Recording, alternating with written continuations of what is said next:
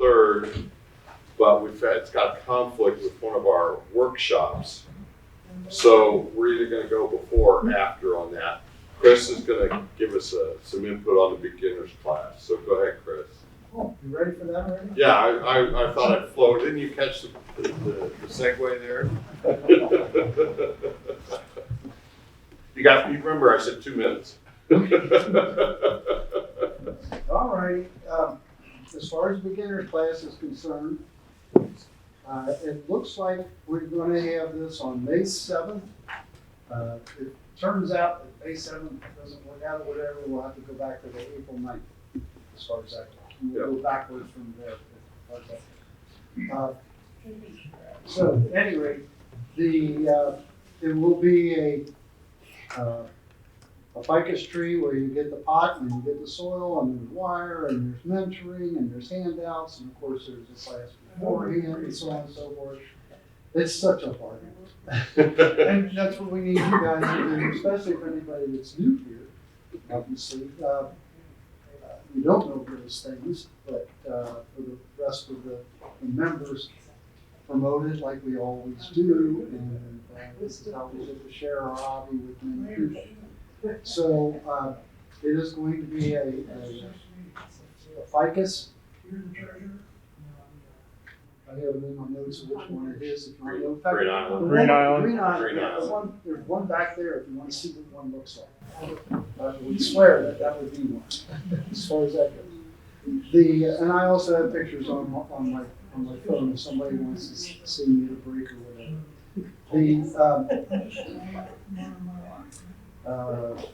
Shoot, I don't think there's anything else other than that. Well, If you know anybody that wants to do this, to become part of it, have them contact me for the time being. We're still setting that up with another contact person in the meantime. Because literally, we've just been working on this in the past week or so. Yeah. So, I guess that would be about it. Unless you well, we want to do a couple instructors, oh, yeah. you know, 2 or 3 of those. And then we're also going to need volunteers to help. Typically what we do, and we're guessing and hoping and crossing our fingers, we'll get 30 people. It's always sold out, but that's typically what we're going to shoot for. We'd like to have one person, one helper, volunteer for every 3 people. So we're going to need 10 volunteers to help, sit at a table with 3 people, show them how to wire, show them how to, repot, things like that, where to place the tree in, how to determine what the front of the tree is, that kind of thing. So you're all welcome to the beginner's class if you want to come to that as a student. The rest of you guys, and women, I'm sorry, the rest of you ladies, please come and help us out as volunteers to, help with the training. So, okay? Can you confirm the new date again? I got confused when you said the dates for April and May, so I'll make sure I got the right number. We're hoping for May 7th. May 7th. It'll run from like 9 a.m. in the morning to 4 in the afternoon. And right now, April 9th would be The second day, yeah. Because there's our regular April meeting, and of course, like you said, the 23rd, there's a conflict here. And then Easter's like the 17th. And Easter's thrown in there too, all Easter and Holy Week. Yeah.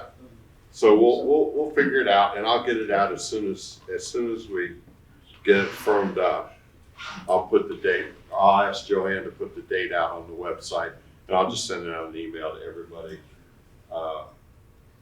To make sure you're we got the date. For those who don't know about what the schedule of the beginner's class is, it starts like 9 a.m. We go through the history and the how-tos and the whys and what fors and artistic standpoints and so on and so forth. A little bit of obviously some horticulture knowledge is thrown at you. Hopefully it sticks. And then you guys break for lunch. It's suggested that you bring your own because places around you kind of disappeared as far as, being open anymore. Then afterwards, that's when you get your hands dirty. You get your tree, you get your pot, you get your soil, you get your wire, you get your mentor at your table, a mentor or two, depending on how many it goes, and you have at it. And that's the afternoon as far as that goes. Don't be surprised for the ones that never did a beginner class before. Don't be surprised. You're not going to get it done that day. You're going to be able to go home and play with it and work with it, style some more on it as far as time goes. There are some people that get old as. There's been every tree and it's just like every person. They're all going to be different, and they're all it's all going to have different ideas and thoughts, and depending on what you envision it to be, is that's what you get to work on. So hopefully, it's a lot of fun. We do share people once in a while. During I've mentored some 2 or 3 at a table before, and then gone over to help somebody else because they wanted another idea or opinion of something. So we share everything with everybody. Okay. Thanks, Chris. Okay. So we've got a couple of things coming up at the Crone. We've got several of us have been taking care of the bonsais up there, and we had the chance to be interviewed. The Bonsai Society was interviewed for a piece that'll show up either on Cincinnati.com or on the Inquirer. So, Joanne, if you want to tell us a little bit about that. A gentleman by the name of Charles Infusino, he writes from the standpoint of children. And we've had children in our beginners class, we've had children as members of our club before. And we've had children come to our Christmas show, our Christmas party. Yep. I'm looking at you because I know you're 3 sons? 2. 2, yeah. But he interviewed it with Steve and I, and then Dave, didn't he interview you back in 2002 or 2004? Yeah, he did an article back then too. So he's familiar with the society a bit, but Steve will let you know when it's going to. It'll definitely be on Cincinnati.com and probably be in the paper. So kind of neat things happening. Yep. So yeah, I'll get. He'll send me the link, and then I'll send that out as it becomes available. But it should be pretty soon because he said his deadline for writing the article was February 4th, 2nd, and he said it would be out a couple weeks after that. So we're a couple weeks after that. So as soon as I get it, I'll share it with everybody. So hope he took a good picture of us. Steve's got the list, the membership list. It shows we've got about 90 members. If while you're here, take a look at that list. Make sure your information is correct because that's how we do our mailings. Is I take that list, just pull out the emails, and then send everybody a blind copy so we don't share the list with anybody. So go ahead and just check it. I'm going to switch over to it probably for the next newsletter. So if you've got a chance to look at it, we'll go from there. Who else is I going to? Yeah. Butterfly Show. Butterfly Show. Thank you. Butterfly Show, I believe, is starting at the end of March. The current show runs until March 6th, and it's like 2 weeks after that. And in the past, what we have done is we've been on, we're usually there on Wednesdays, but we've also Wednesdays and Saturdays. And what you would do, at least 1 or 2 people come and work on your own trees, and people will come up and ask you questions, and you give out information the best we can. We have a pamphlet and everything. So I will be sending. I'll give it to you, and you can send it out, and then I'll send out reminders. So just know that that's coming, and I know a lot of you have helped out in the past on that. So we need help. Again, thank you. Thanks, Joe. Joanne, It does a lot to stimulate the beginner's class. There'll probably be flyers for the beginners class there on the table. And probably about, say, 50% of the beginners class comes through the butterfly show. So it's a way to grow the club and introduce them to bonsai, and hopefully 3 or 4 or 5 of them will carry on with the club. And that brings more life into the club and more new ideas.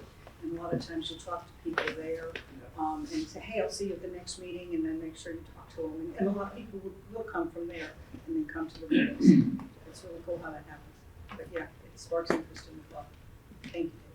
Okay. And talking about growing the club, my name's Phil. I've met most of you before, and I am rebuilding the club website. So we're going to improve its face and what people see from the public. We're also going to improve what you get as a member. So you'll have a login.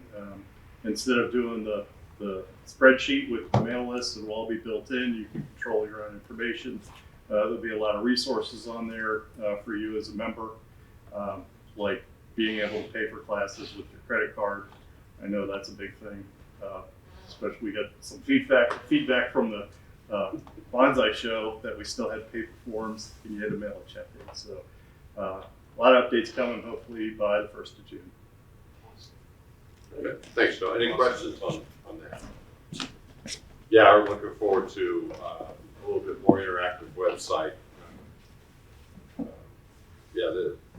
We've done it all manually on the website up until now, so we'll be able to get a little bit more pictures and have a lot of new ideas in there. So, go ahead, Dave. Anybody that's interested, the American Bonsai Society, ABS, is putting on a symposium or seminar down in Brussels, Bonsai, down in Olive Branch, Mississippi. I believe it's in over Memorial Day weekend. Normally that's when it is, isn't it? Yeah. Pretty much. And they're bringing in some artists from both Japan and Europe. A couple of great guys from Italy coming in. Mark Nolander will be there. Bjorn will be there this Yeah, year.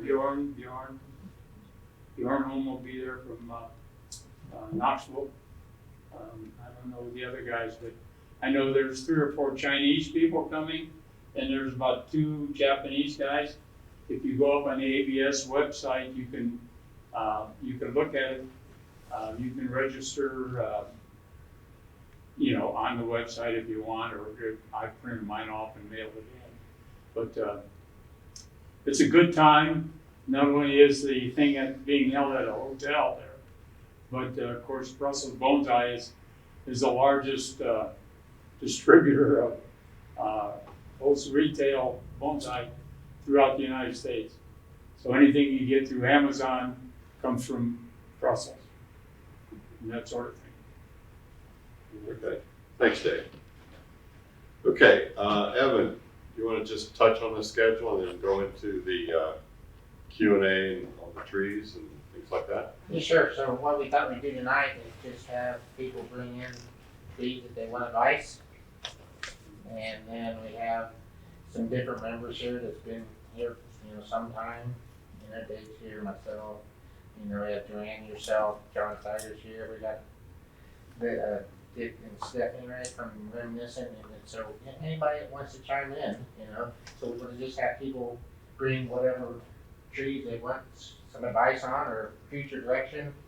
It's just going to be informal and, just see if they can get some help if needed for the tree. Sometimes you get stuck and just don't know what to do, and somebody else has a different, thought process or a different eye for the future of a tree, and it's like, oh yeah, light all goes off and there you go.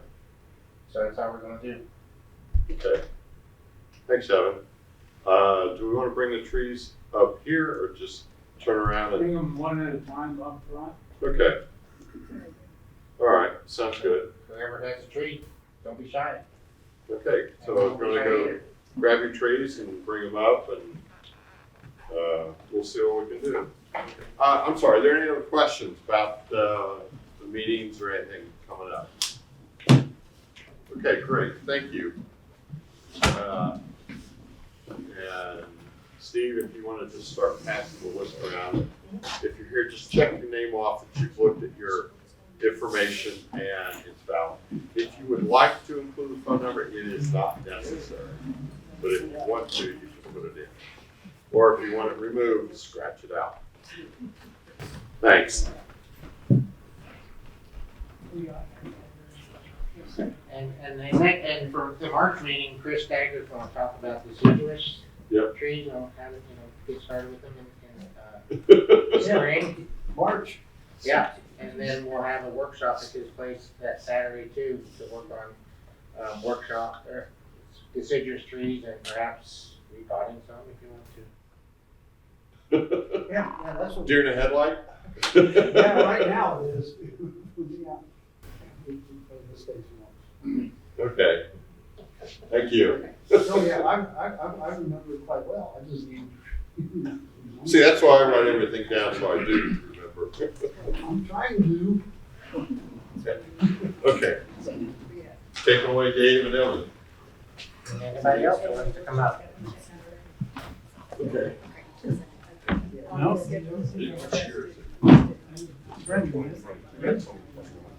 Okay, these are two tridents. They both came out of Brussels last year. Yep, okay. Probably And where have you been keeping them? outside in full sun throughout the end of the year and in my garage for the winter. Let's talk about one tree at a time. What is your idea here as far as the front and what you want to do? What are you thinking about doing with it? Give me your opinion first. There seems to be a lot up here, but not too much going down here. So like we want to branch here.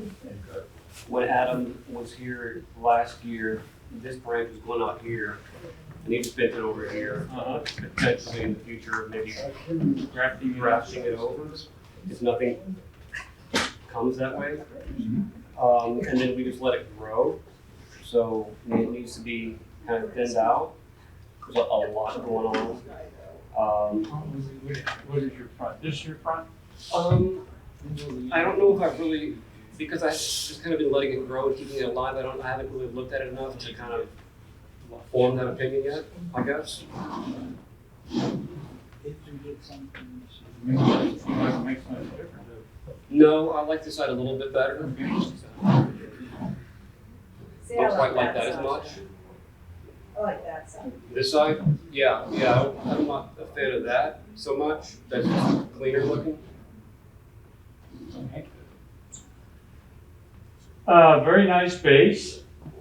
And when we look at trees or we start down the bottom, we follow the trunk line. All this branching up here is all can be replaced if we cut it off. You could use this as a lower branch, as your number one branch. You have some back branches way up here. You need back branches as well as branches all through the tree, but to give you visual depth of your tree, you need like 3 dimensions: length, height, width, and then depth. I can see, possibly that, and I think you can bring that down.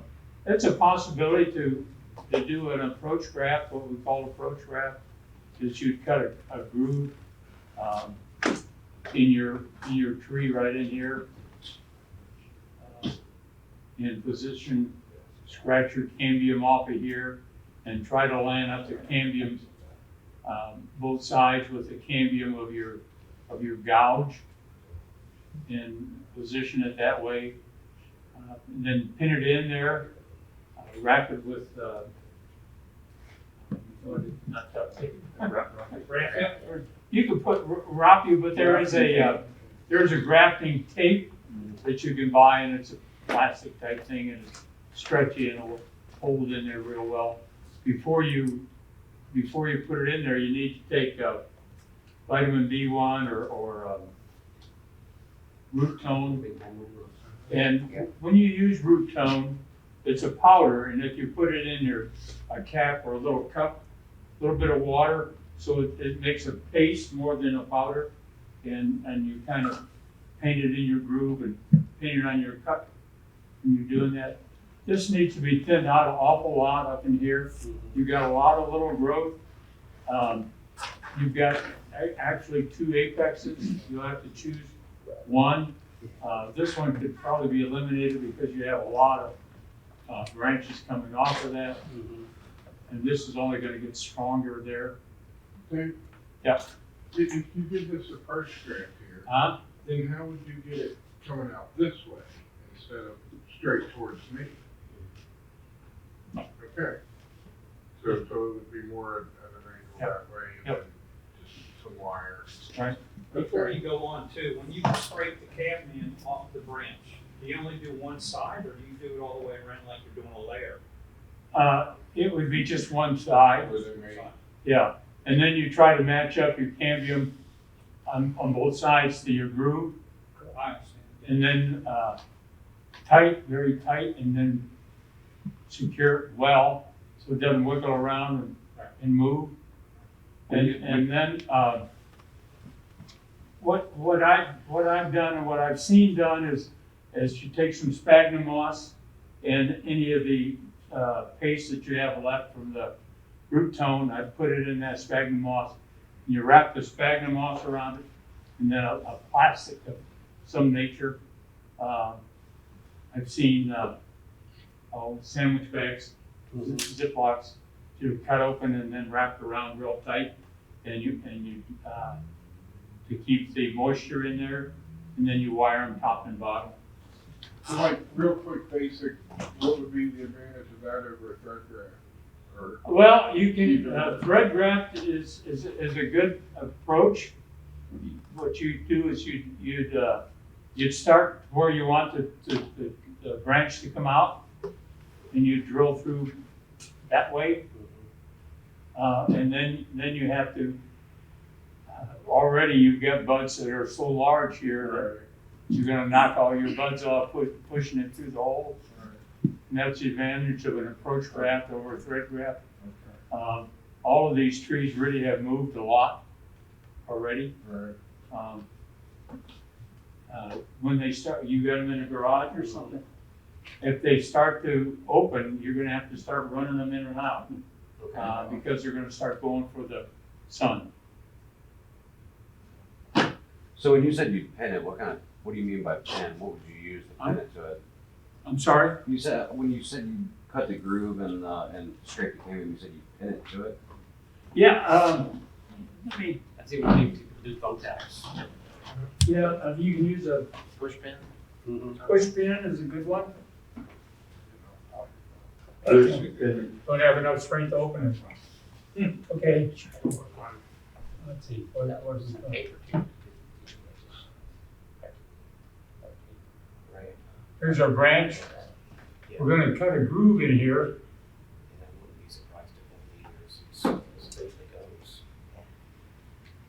And then we're gonna take that branch,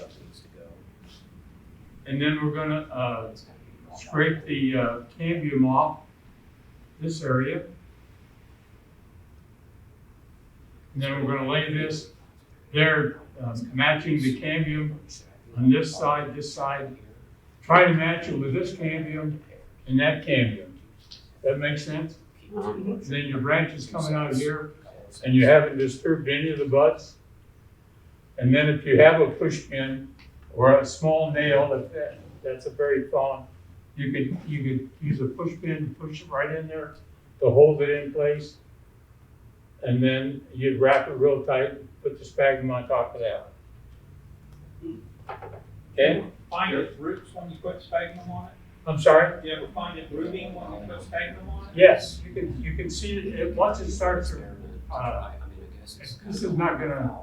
this is not like an air layer where you're gonna see the roots growing out. It's just gonna hold the moisture in. Correct, I just figured if you left it for a while, like some actually start rooting. It could possibly, but I don't think it would. Yeah. You wanna talk about that?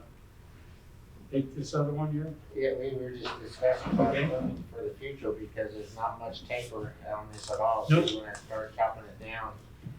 And like this branch is really strong up here and there's a little one right beside it. So you could, choose a smaller branch because this is really heavy and it's gonna keep making this top get bigger with all these branches around here. So the top's gonna get fatter and fatter.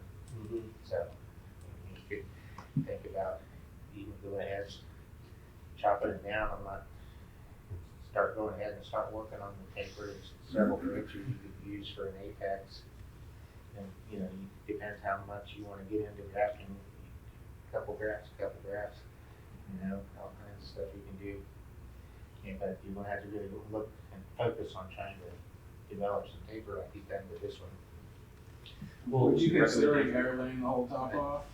Yes. I do that right now for me. Yeah. I don't have time. Okay, like leaving it, Yeah. so on, we leaving this guy? This is it? Yeah. Mm-hmm. Say this Did one you over say there. you would do that now? Well, not literally now, but it's in the near future of the tree.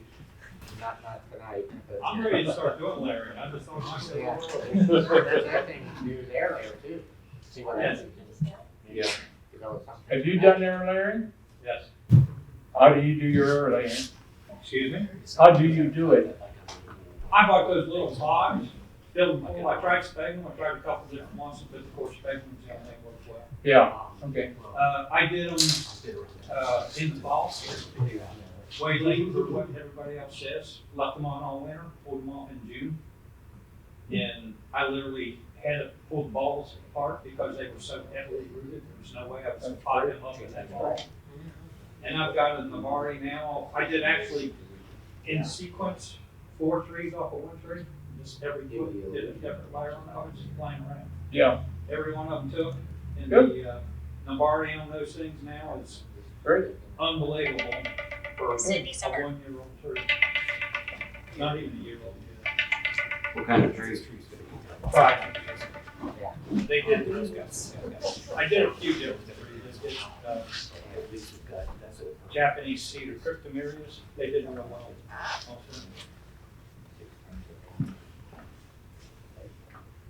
People can't hear you. I was just talking about that, 1 to 6, if we go on this book as far as the height and the diameter of the trunk. Yeah. So, Or would you air layer? You layer it off that? get an air layer at the top view, I think, and you do something like this and start the process of shrinking it, getting it down, trying to get some taper, because there's no taper whatsoever. So it's gonna take a little work and a little time, but you can get it there, like you've done with that one. Well, they came at the same time, and the only thing that's been done with this one is, big chop there and there. And then thinning out, because it was like this last year. And then it was growing the rest of the season.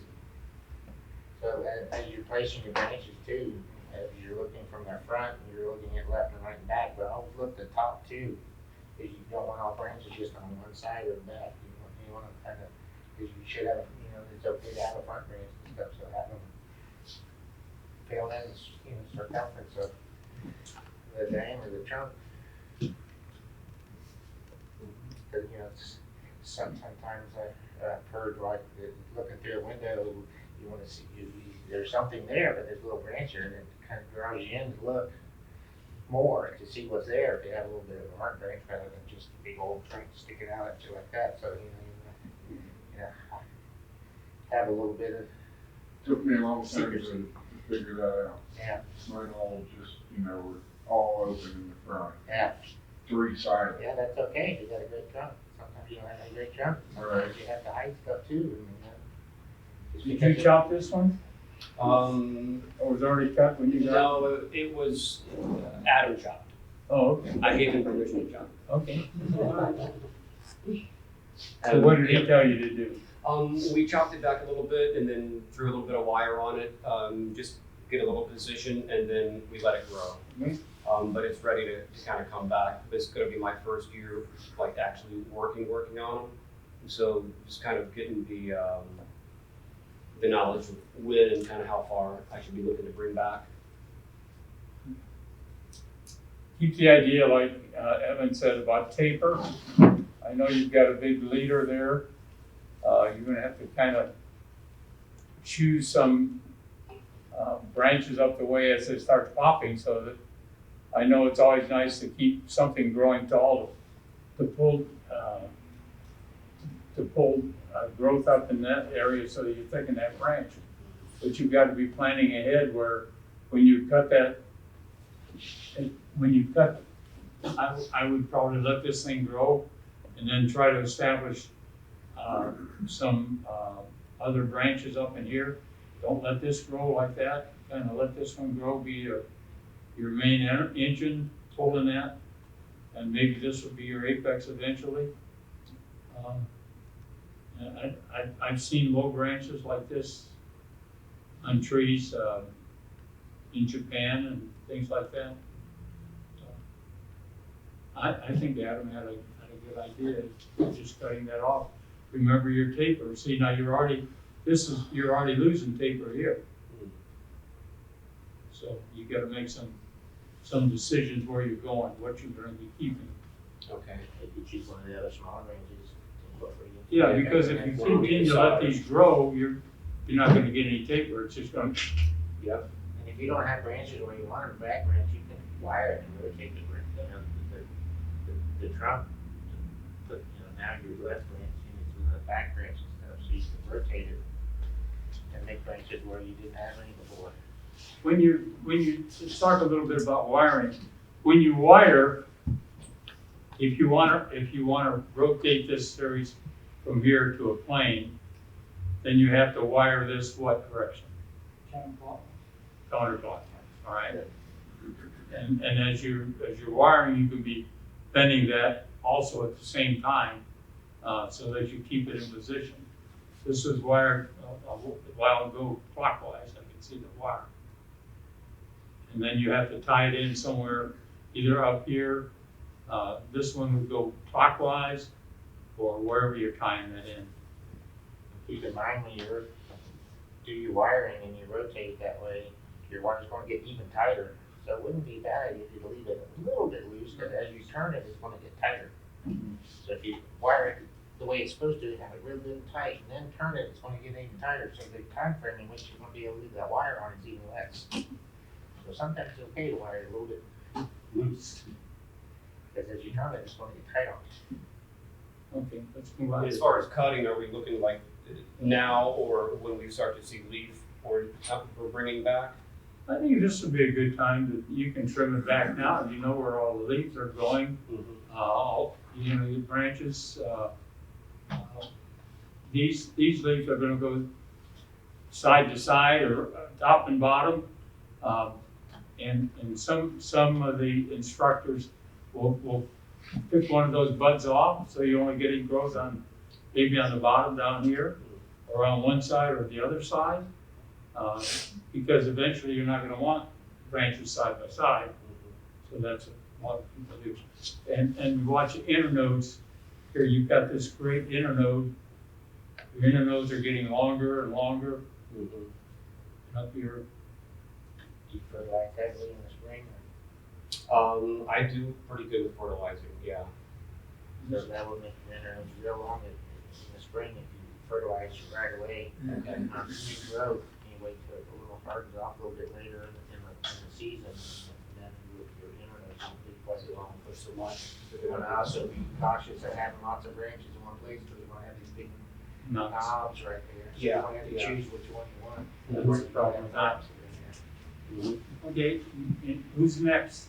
Thank you guys. Can you repeat what you said about fertilizing? I didn't hear all that. Yeah, fertilizing deciduous and the trees in the springtime will have a lot of growth real fast. If you fertilize them, it's going to grow really fast, so your internode's going to be really long. So if you don't fertilize them, right away, then they'll be short.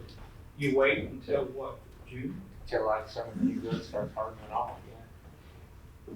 So maybe about the same time when you go earlier or something like that. Yeah, maybe a little bit later than that. If you wait till June there, that's getting a little late. Come on, Lori, bring that sucker up here.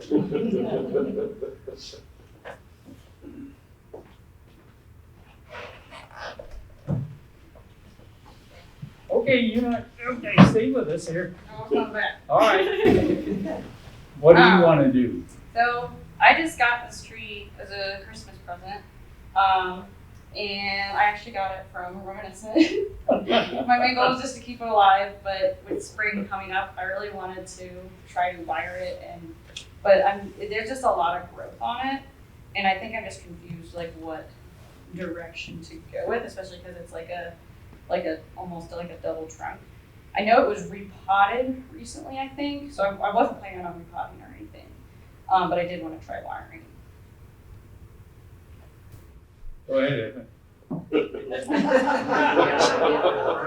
So I kind of like this is the front just because of I also want to make more aerial roots, which I'm not 100% sure how to do. I've been like spritzing it, but yeah. Yeah.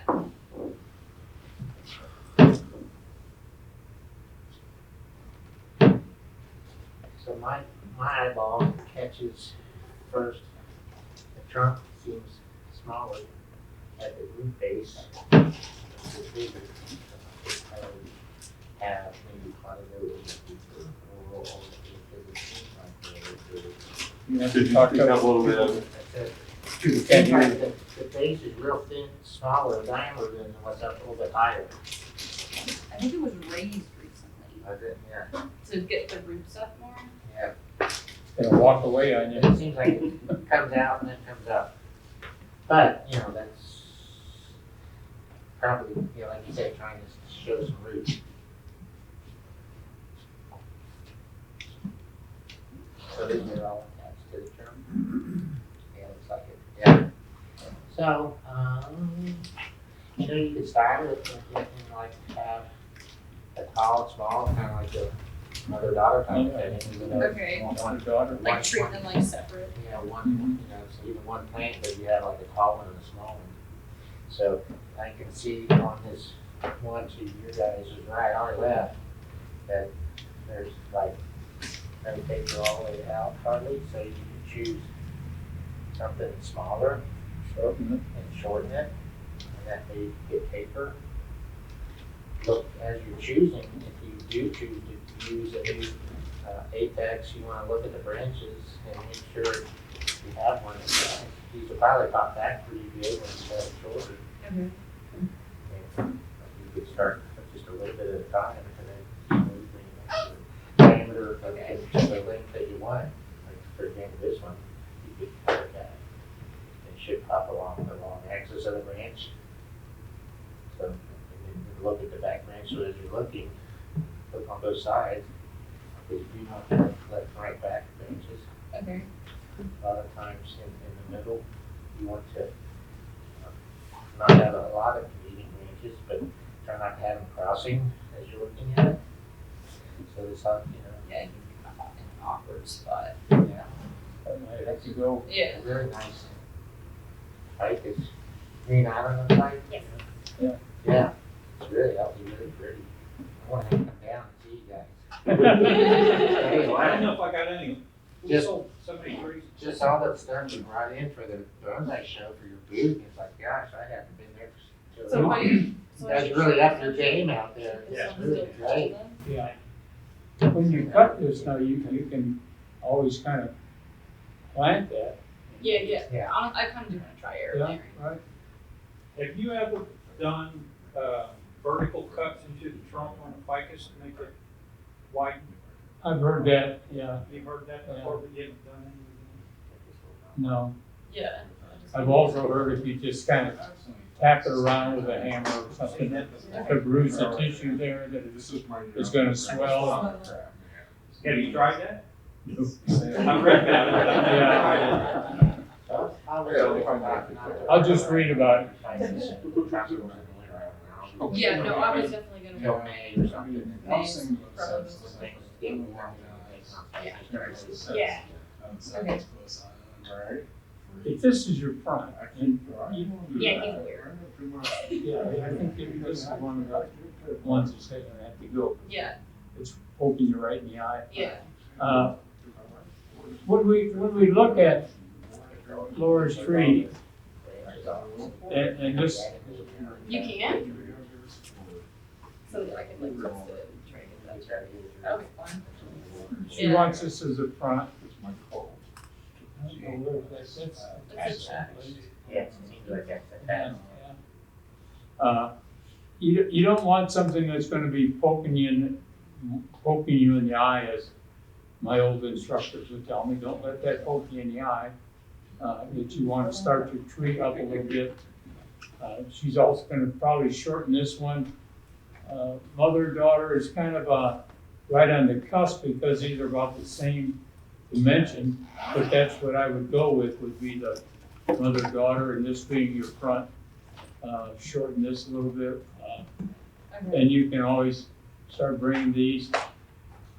With ficus, I don't know if you do this, but in order to keep from extending too far, you can pinch these tips off. Yeah, pinch the terminal I've button. Yeah. done it constantly. Yeah, okay. Yeah. And just pinch Did a that off. raving job. Each one of these has a terminal bud. I don't know if anybody can see it out there, but there it is. You just pinch that off and it'll keep it from extending. And that will force, at the base of each bud, at the base of each leaf, there's another bud. So if you pinch the terminal bud, the energy is going to start activating some of these dormant buds, even back into here. And there's dormant buds. But if you want to keep that branch and get it to be larger diameter, don't do that. You Yeah. want to keep the terminal buds, let it grow longer. We'll make the branch sticking out more. Would you want to do that on the mother side, let it grow out to thicken that portion of the trunk and chop the other one back, just to start to build the difference in trunk size? I'm not sure you'll be able to, branches? I don't think you can thicken that trunk I much. don't think Okay. that much. I think it, I think the mother-daughter thing would be emphasized by the difference in height. Right. okay, cool. Thank you. See you in class. Next person.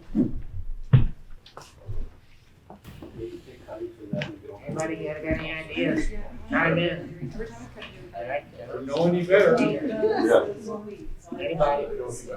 So we're really going to just a couple minutes and there you go. Oh, boy. Always. I'm just looking for some starter advice on these pieces of nursery stuff. Okay. This is a Mugo, dwarf Mugo. Uh-huh. Really, I'm just looking for advice on when to start. My plans were to try to reduce the top a little bit and then reduce the bottom root base a little bit and get it into a training pot of some sort. And then from there, when should I think about working with the foliage? I know Mugos are a little bit different than your regular pine species, correct? A little bit, yeah. You've got a lot of growth in here. Trying to think where your trunk looks like it's almost coming out of here. Yeah.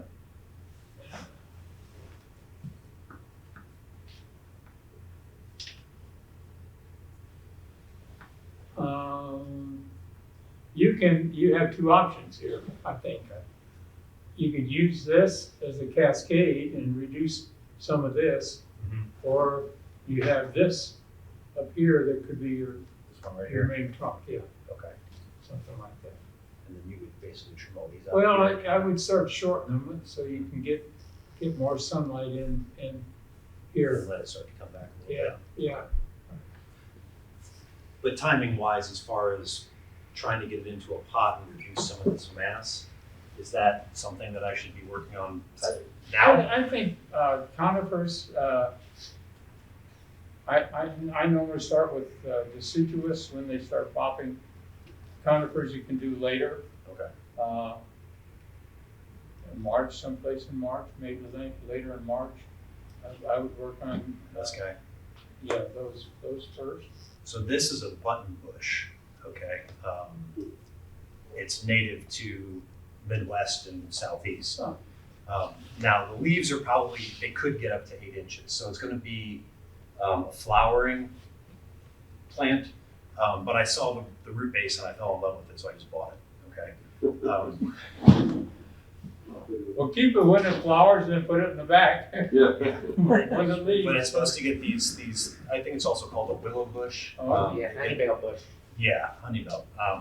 So I think what'll end up happening is it may end up being more of a silhouette tree in the winter if the leaves are gonna stay, if I can't get them to reduce.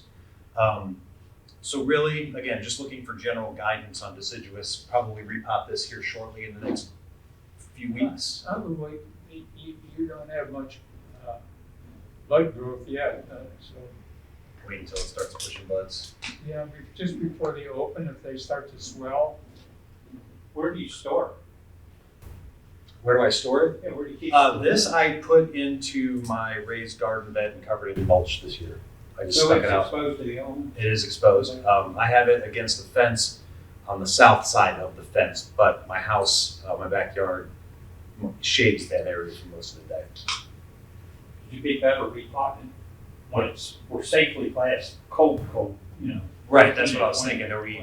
So you suggest repotting it very soon? No, Oh, no, not. I would wait since it's outside, that's why I was asking where Okay. to store it. When I store things and I repot, I'll keep it from freezing so I can pot today. Yeah. Okay. I would not pot something and stick it outside. Oh yeah, I did not finish my greenhouse before Thanksgiving last year. Or I didn't get mine done either. And then as far as where to focus, I want to avoid, I'm guessing I would take this and maybe push this down, and maybe consider eliminating this and bringing these over, or should we even not bother with trimming it up?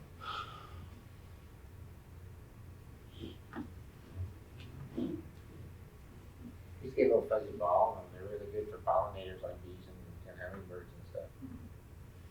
So.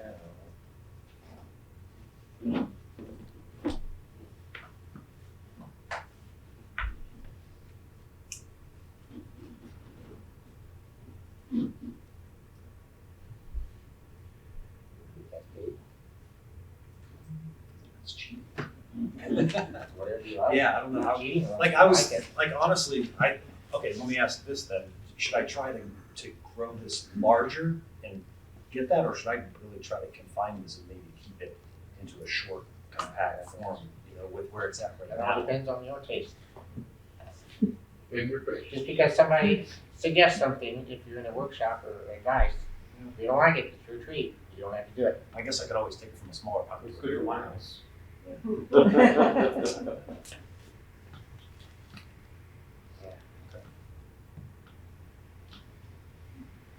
You know, these have really long and no taper and stuff, so, you know, branches need taper too, just like the trunk. So you gotta think of that. So I think I've let it pop. See What were it you thinking about as far as apex, or what was your idea? What was your, I'd probably cut it back a little bit, see if you get a bunch of stuff to pop. Yeah. Maybe cut pear, two sets of buds. do you know if they break back very well, or do you have any? I don't have any experience with it. I just, like I said, I just saw this taper Yeah, down here and I said, I'm pretty- gonna go for it and see what Yeah, happens, so nice. I guess I'll just have to keep you guys See a lot posted. of little nubs on all of them. Yeah. So I don't know if those are all. I heard that If it- they are, you're in for a It treat. propagates very, very well, so I think that's probably why it's gonna bud back pretty easily. Never grown a button bush personally. We'll I've see. seen them in landscape, they're pretty cool. Yeah, so You get this flower, that'd be real cool to have a little bonsai button bush of flowers. I'll get you a towel for this. With the Mugo, there's a lot of little branches here, and what you can, where you have triples, you can cut those down to 2. You might eliminate something like that, keep that, and then you might have to make a decision on some of these other ones. You got a lot going in. Yeah, there's a lot to the bottom. Yeah. And you've got all these, you could, What do you think about using this over here and then turning, see how this comes up that way? Yep. And then turning something like that up. good, and- yeah. Or even that one back there. Yeah. Okay. Colin Lewis loved these little Nubans, didn't he? Remember that? Yeah. He liked it. It looks like it's got Did a they back bud? pretty hefty trunk. I've never worked with a Mugo, so I think this is really healthy. I mean, there's a lot of little things in here where you have, you've got, I don't know if anybody can see that out there. But where you got 3 branches coming out. Yeah. You can take out, you should go down to 2 in vines. You should be in 2 and 2 and 2 and 2. Where you have a lot of triples in here. Or you reduce all the triples down. Yeah, to you could try take- to figure out which way they're Yeah, gonna you take Yeah. something like that out that's heavier than you have these 2, and they've got a lot of buds. There's 3 or 4 buds in there, 4 or 5 buds there. So you cut it down to 2 buds as well? Pardon? 2 buds? Yes, yes, I would go down to 2 buds, where you have 5. Here you can make a choice. You've got this little guy here, this little guy here. There's a lot of thinning out you can do here. Like even this one, And this you- small time yeah. here, probably You even got some nice fruit back and see there's some buds on lower.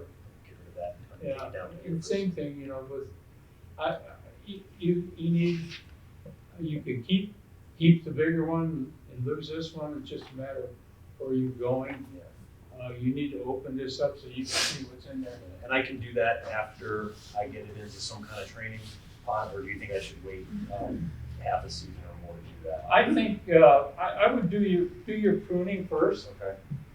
so that when you repot it in your training pot, you're not gonna be wiggling around anymore. So you could work in this, you can even cut this down so you can see what you're doing. And, do all your work with your, I don't know if you wanna do any wiring here yet, but do your pruning and cutting, and then I would repot it after that. Okay, cool. You can do the buds right now, right? I would wait. Well, you can eliminate buds, yes, if you got, the trouble is if you eliminate them too early and the 2 you pick out don't mature, then you got a problem. Yeah. And you have, it's a matter of timing. I was just looking at your pot there. It looks like the Mugo is kind of sinking down.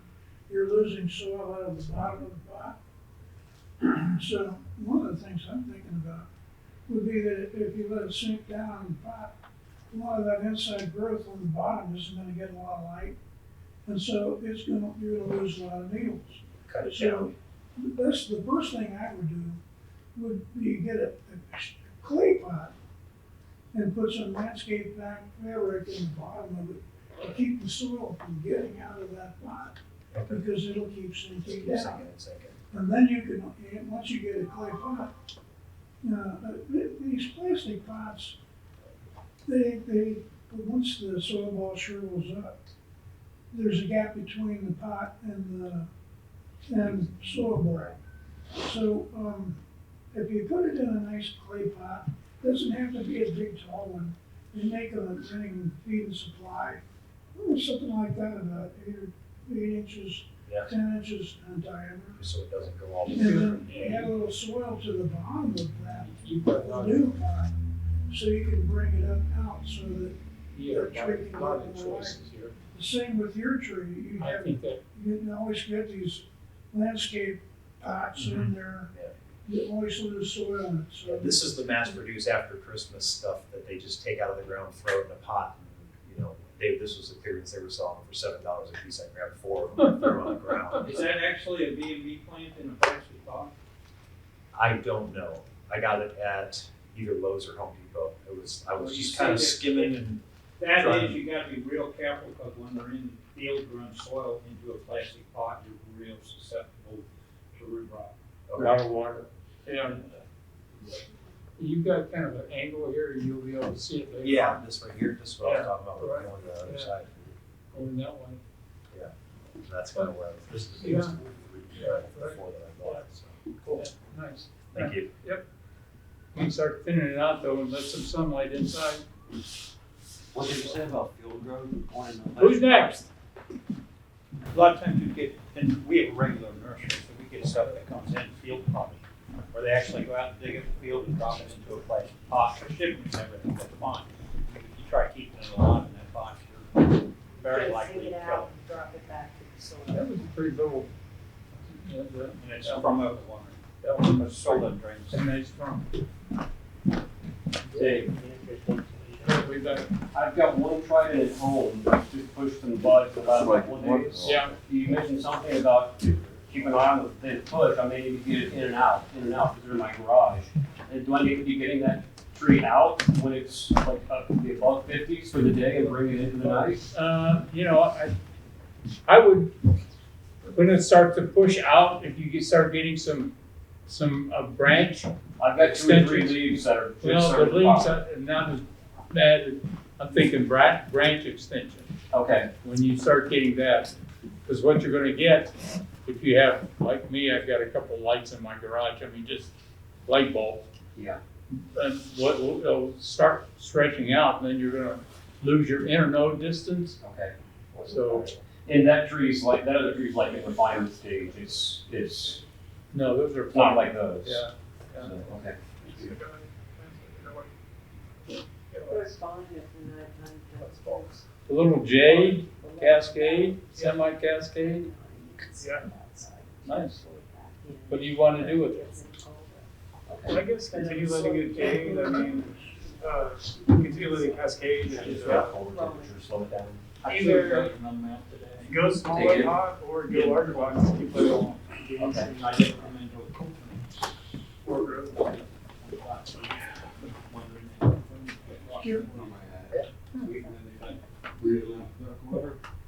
I had 2 of them. That's nice. Make sure you, support it down here, so that as your before we had that dinner. roots grow and as you elongate it, Couple, 3 times. you've got And some we had leaves dinner down all here, over. don't you? And it, you know, once you get that Yeah, you've got seasoned some fruit, it leaves. doesn't matter how old. You just kind of let it grow out. Don't let it get real heavy up here. Same thing you can trim. Pardon? I wouldn't be looking more about here. No, I think it's pretty good. We actually just bloomed the last, started blooming the last week or so. They'll pop flowers now until fall. Yeah, yeah.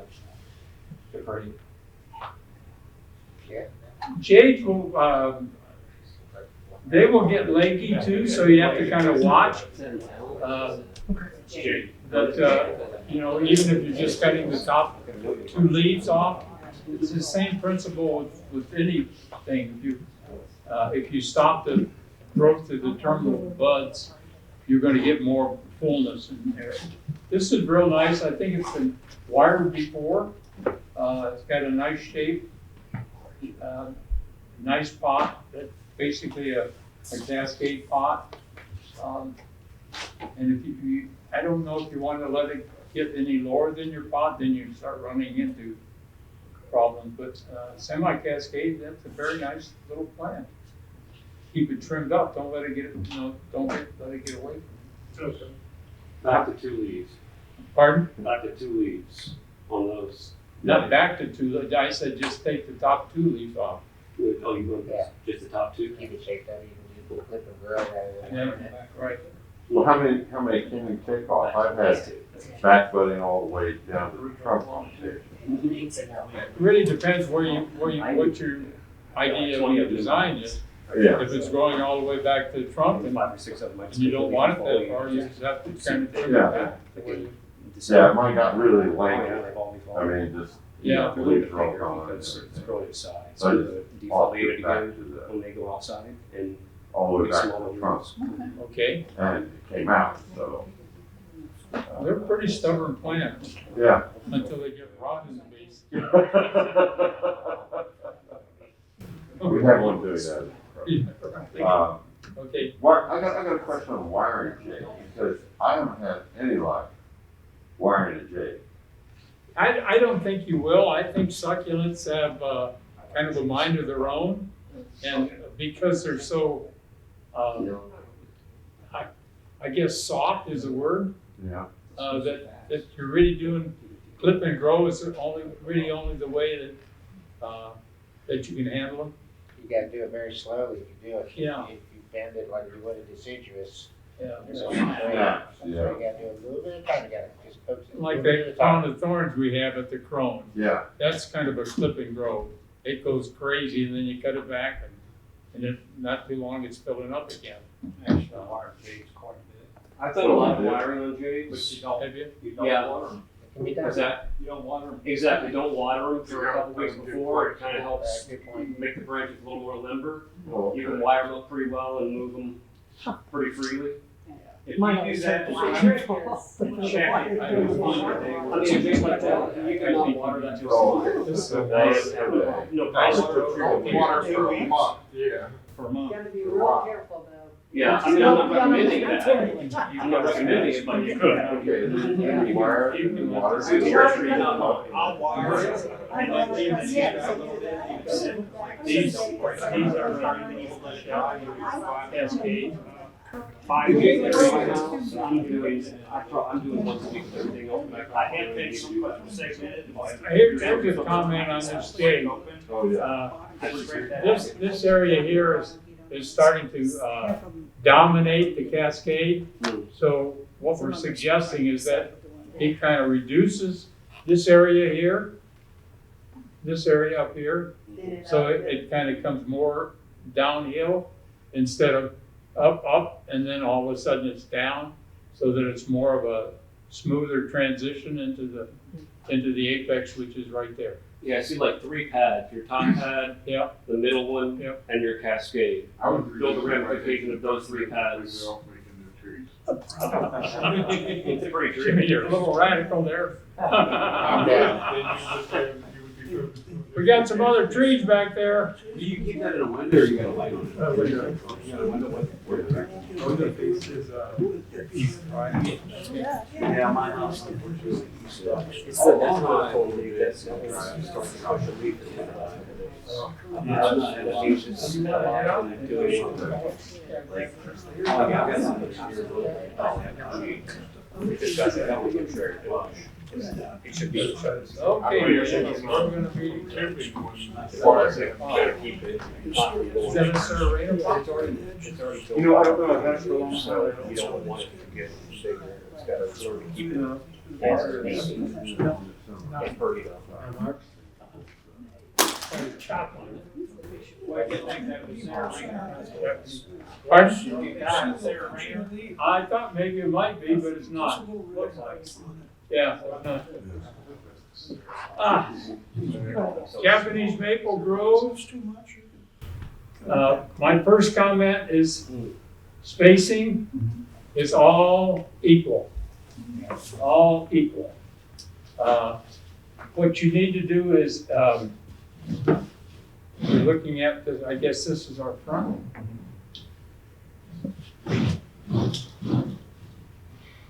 I like the movement of the two, but you see what I'm saying? Yeah, there were 2 other trees in there and I lost them. No, I've been there. So that's part of it, is trying to figure out how to get new trees. Okay.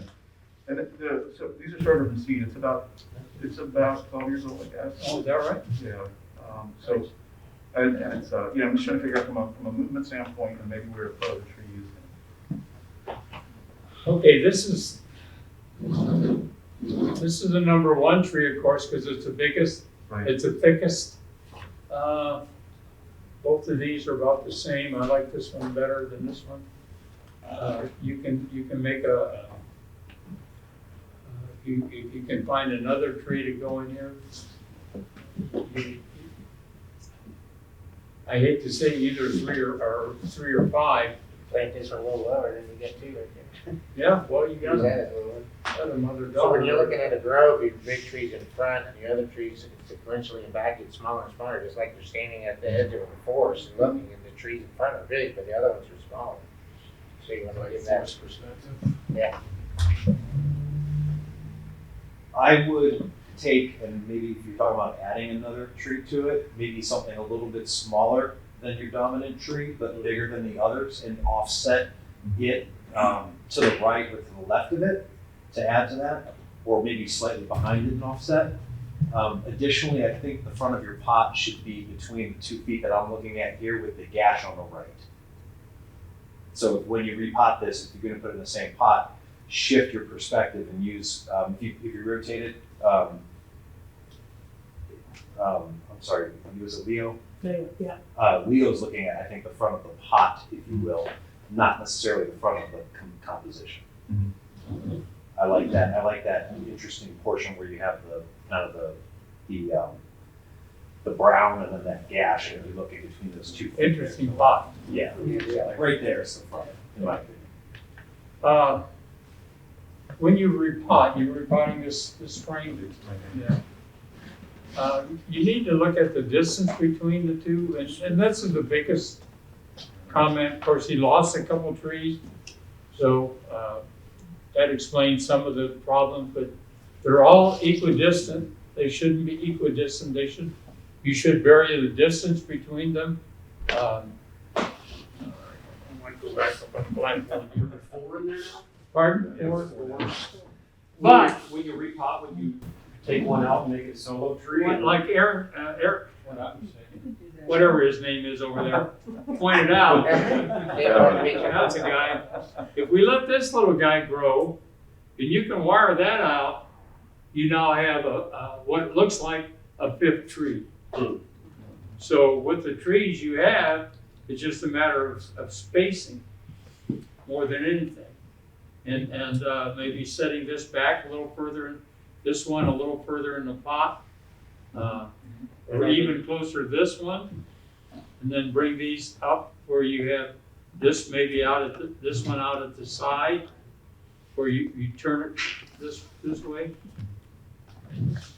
You can also root that little small one. Yeah, I don't know. I guess you could try, yeah, but I would just grow this on and say this is my fifth tree. And notice this tree has no branches coming on the outside, they're all growing towards the inside. So you might want to consider this when you're about it. So you would actually separate all those trees at this point? I would, yeah. Yeah. I would go in there and just with a knife, I'd take it out of the pot. Hold my heart. There's two ways you can do it. One, you can just with your fingers, you can work them loose and pull the roots apart, kind of keep the root balls. Rather than you can do that also if it's that right. But I would say you can probably take these out of the pot and then reposition them, like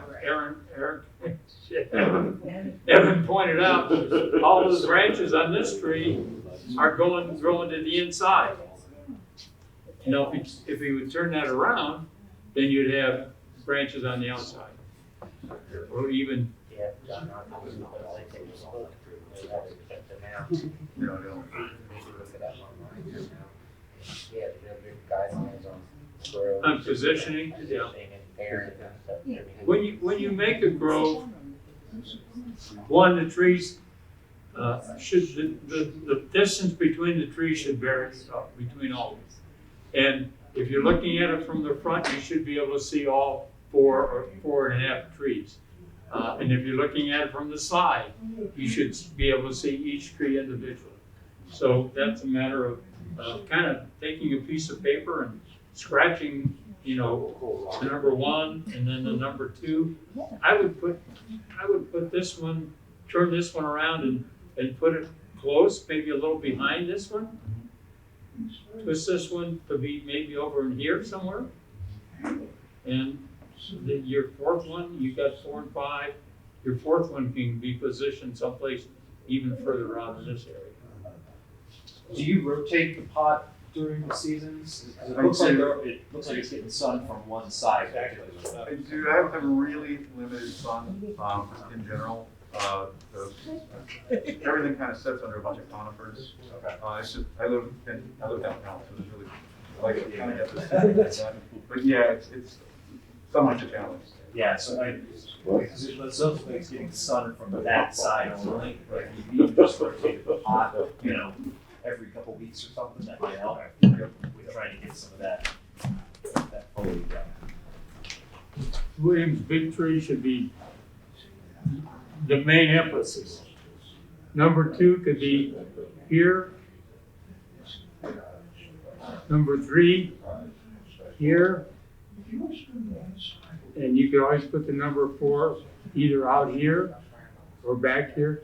Doesn't have to be this closely spaced.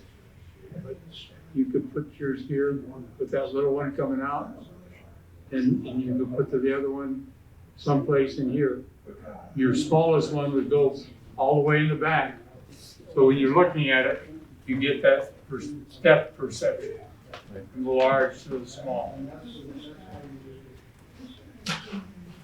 But it's just, I would write it, draw a little picture on a piece of paper, get some idea, and you need to kind of remove all your leaves so you can see what you have here. Right. And as you create, you've got some nice branching here and outside. And like Evan said, you can turn this one around where you get some branches more sticking more out to the side or to the front. Remember, when you're picking up front, not so much with a grove, but with any trees, you want those first 2 branches that kind of form a 90-degree angle, 45 from the trunk, so that the eye of the viewer goes towards your trunk and then up the trunk. You're talking plan view. Pardon? Plan view, you want the 45-degree angle? Yeah. So they reach out like Right. this. Right. So you're looking into the tree. One other comment at the top of your main, you have, it looks like 3 or 4, or even 5 branches that are in a row on the same plane coming out. You don't have that back and forth movement right here. You've got this one, from this perspective at least, it looks like 1, 2, and 3, and they're all kind of on the same side. And maybe, yeah. Well, and also, William, you might think about starting to shorten this. Right. A little bit.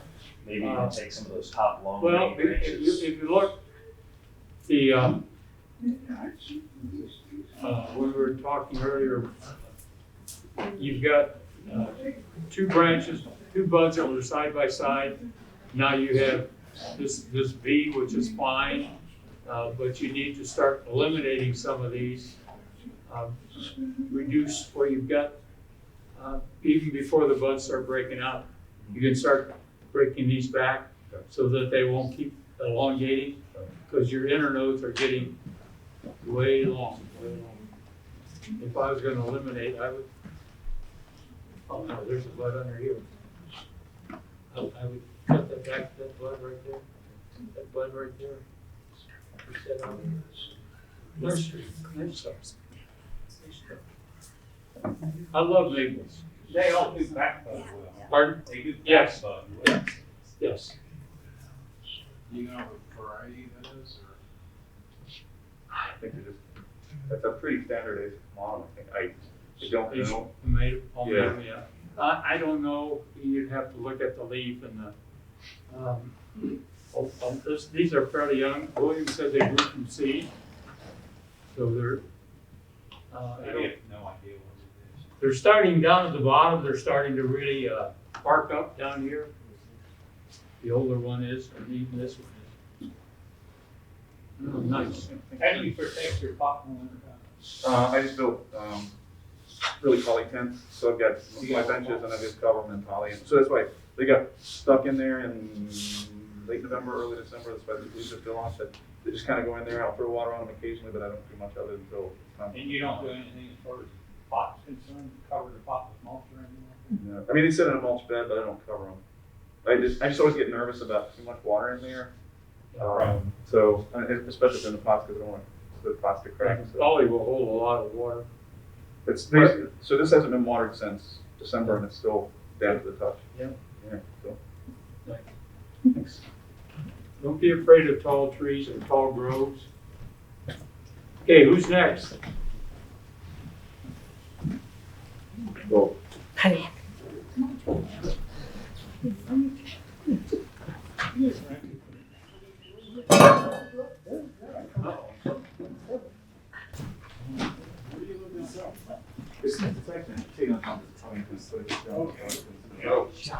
Where at? You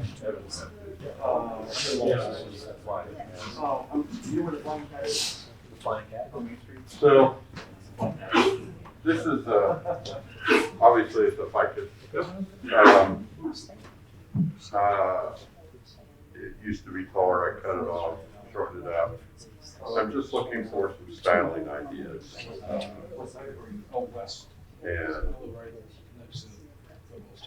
don't know, the roots, it was in a smaller, it was in a round pot. I'm trying to spread them out now.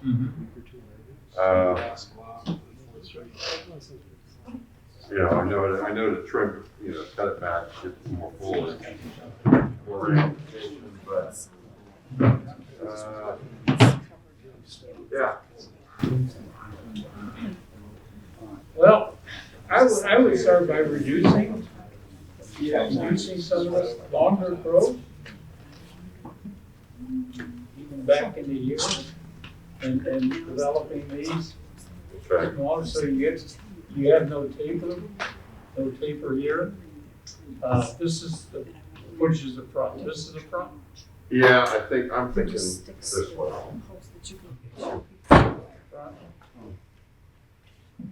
You have a little taper from here to here. These are starting to get, these branches are starting to get too long. Yeah. I don't have any problem with both of these, but I would shorten this one. At the next. Not one of these off. Yeah. They'll grow back. The ficus.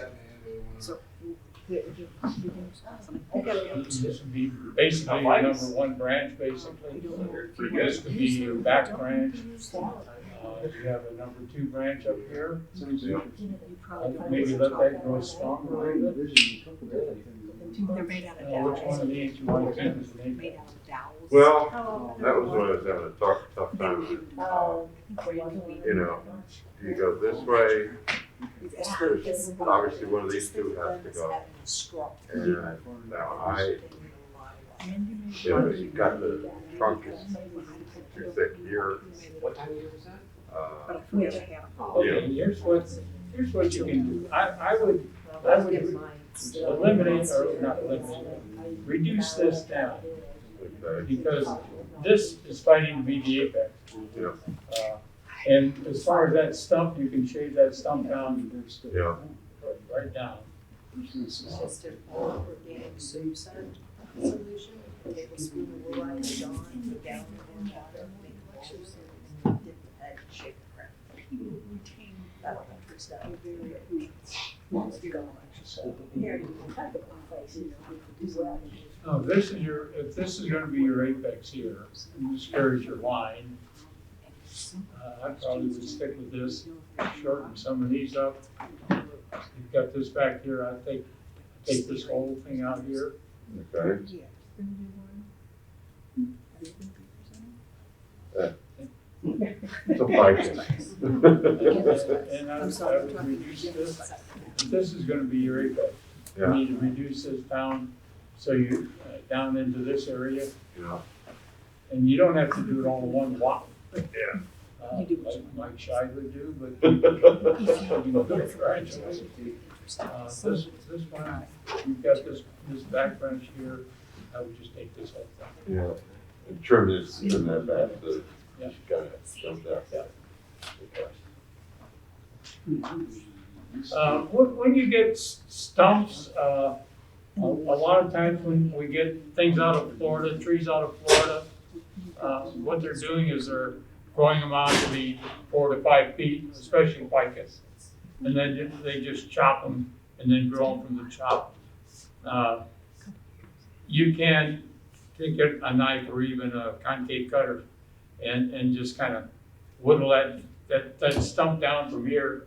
You can whittle it down so it's not so apparent, it's more gradually reduced, tapered a little bit. Okay. That's what I'd say. Oh boy, okay. All right. Thank you. Bring it up. It's cheaper. A twofer. Well, there's a little one and then there's the old one. Oh, sorry. Oh, wow. That looks like it came from California. He came from Korea. From Korea. Yeah, he's Korean. Mark Field in Fort.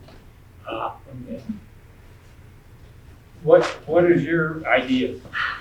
I got it. I really liked it. I like all of this, but I think I need to open this up. And I think I wanna pull this down. What do you think? Wow, okay.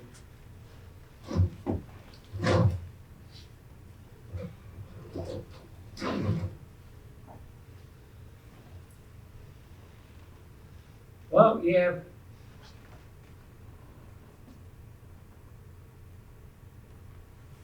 a couple options. This is not a bad option. Your option is not a bad option. However,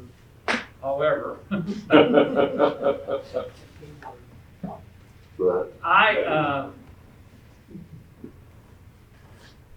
like following the trunk line. I don't know if y'all can see that. What, I'm sorry, your first name? Stephanie. Stephanie. Stephanie? Stephanie.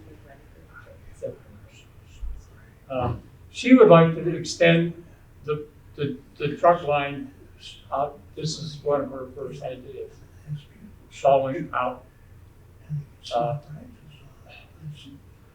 My idea would be to eliminate that. That was painful. Dave does that. Or reduce that, where you have this guy. That way, it's a little painful, but not quite That as. is painful. I think that line. I like the trunk. Yeah, the trunk is great. But by extending the apex out here, this would have to be reduced quite a bit. And I'm not against your idea. I'm just suggesting what I think would look the best with this little guy. I would eliminate. You don't have a chopstick, but I would eliminate this. Mm-hmm. And you ought to keep this little guy. You have another branch. Mm-hmm. So What do you think about Jen some of that? it could be Jen. Also, you might. I'm just saying. Do a Shari up the side. Could do a Shari. And once you find the vein, you could create your Shari. That's intense. I like it more compact, and that was my only thought. And it's your tree, and You leave this, I would leave that initially, get and rid of those. and I hate to say it, but yes, I think that detracts from the overall scheme of things.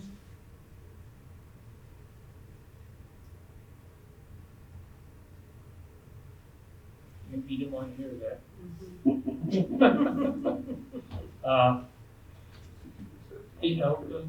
Like Evan said, it's your tree, and this is something you have to live with, not me. If you want to go that route, that's fine. Just, you're going to have to thin out some of this, Yeah. some of that, so that you see, have an idea. These shoots can be trimmed back. Yeah. These are nice. This is nice and full. These can be pulled out.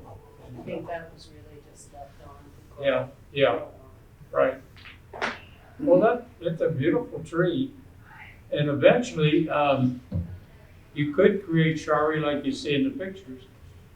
Pick a line, and score it or peel off the bark and follow a line up. And you could, as we pointed out, you could gin this here. Clean that up and gin it. And if you didn't like the gin, you could always cut it off. Yeah. And if you're going to keep this, then you need to eliminate some of these.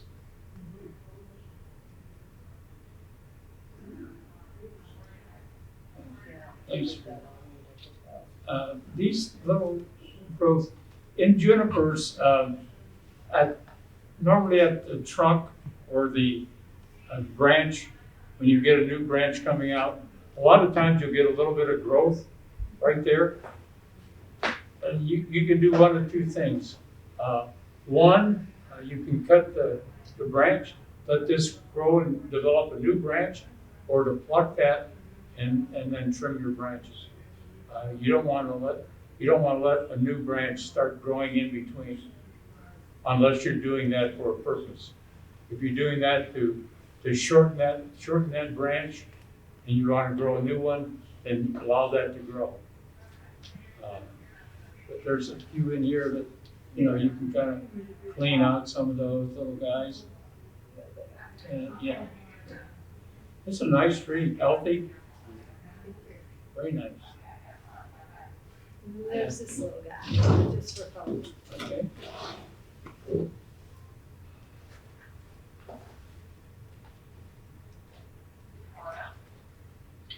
You can continue to put wire on that. To do the lateral branches. And you can bring it back around where basically what he did there. Mm-hmm. Put a heavy wire on it. See these little trees, wherever Mark got this. No, that didn't come, That's from Lee Smith. Okay. okay. Yeah. What they do is they grow these straight up, and when they get a certain thickness of the trunk, they'll put a heavy wire on it, Mhm. and then bend it down so it's, and instead of being 18 inches, it's now 6 inches tall. And by compressing that, they give it this curly look. And here again,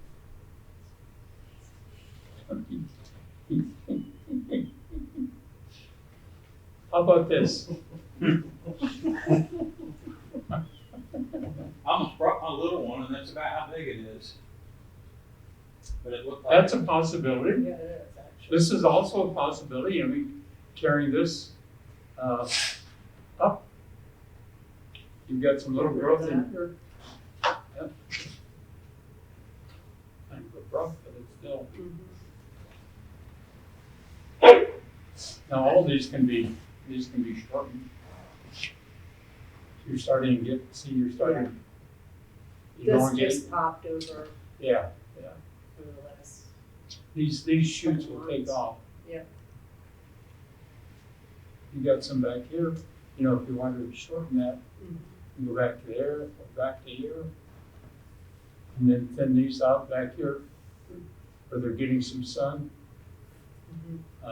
Two possibilities, both good possibilities. Same with that one. What I see and what you see.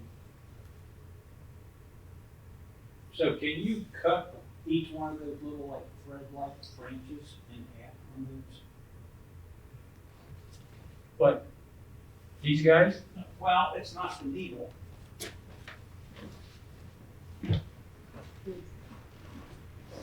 Like this, these little pieces here, can you cut that in half? No. No? Because they'll burn. Yeah. Can you dip them at all? Like when this is getting to that point, you want to reduce that? Can't go in. To reduce. You have to pull They were plucking for a long time, and now what they're doing is you go back in here and you follow the main stem and you reduce the main stem into there. Correct. That's how you shorten it. Okay. But you can't cut the rest of the pieces. No, they won't do anything. When you have junipers, let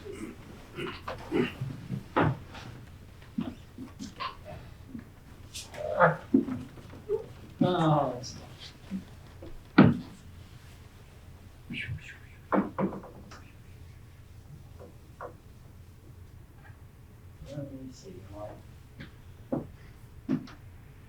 this is a branch. This is one of those little side branches.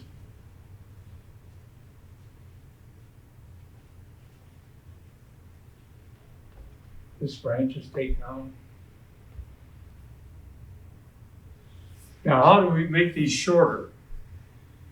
Find your main stem, go up here, and then you can cut back there.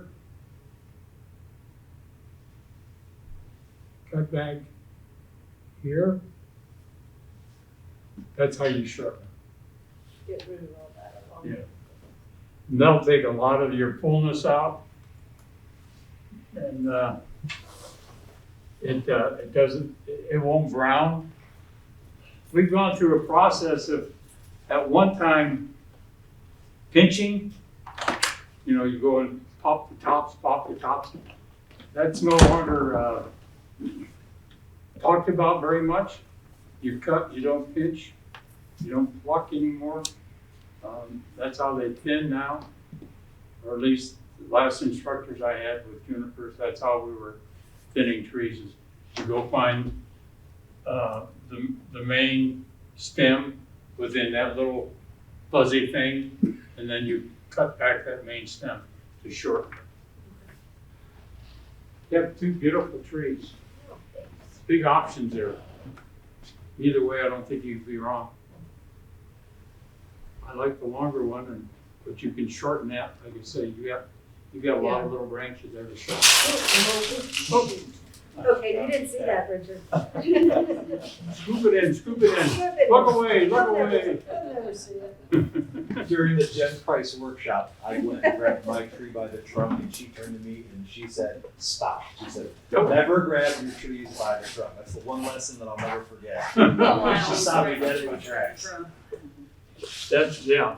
Always grab it by the pot. Right. You could ruin the bark and all this other stuff. Especially big trees. All trees aren't wired in.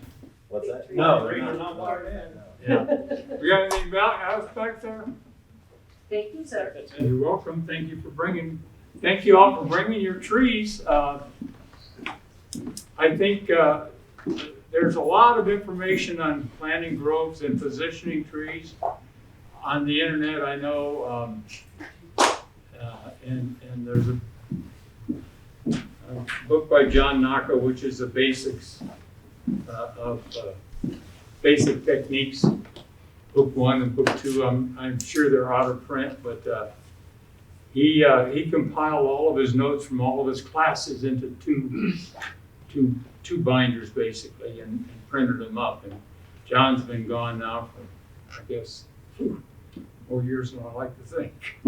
But that's what he did. All his classes would be printed out with a lot of sketches and a lot of diagrams that are very, very beneficial. And I don't think it's available. You might look on eBay, but it's Bonsai Techniques 1 and Bonsai Techniques 2 by John Naka.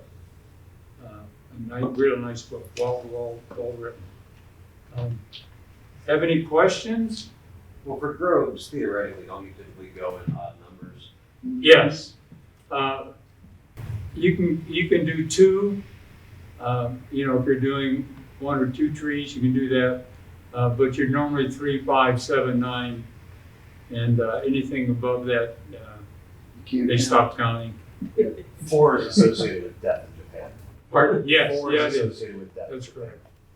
A couple days ago, Ryan Neal from Bonsai World posted a new video on YouTube about, I think it was like a Alberta spruce grove. One of them was like that tall. Yeah. But he had probably made a 29-minute video on YouTube about grove and composition and all that kind of stuff. Yeah, and Ryan's a real nice guy. He spent several years in Japan. I know goes back from time to time and does Bjorn. Because they give us a lot